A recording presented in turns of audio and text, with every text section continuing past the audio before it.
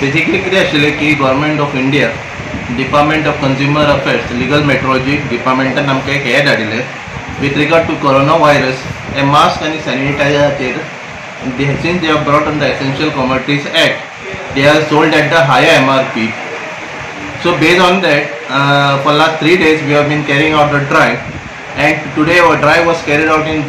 Zuarinagar and in Vasco City via Chikalim, and total 4 cases have been booked. Around ordinary mask, that is this, 2075 packages have been seized, and with regard to this 32 packages have been seized. With regard to this 41 packages, and with regard to this 9 packages, altogether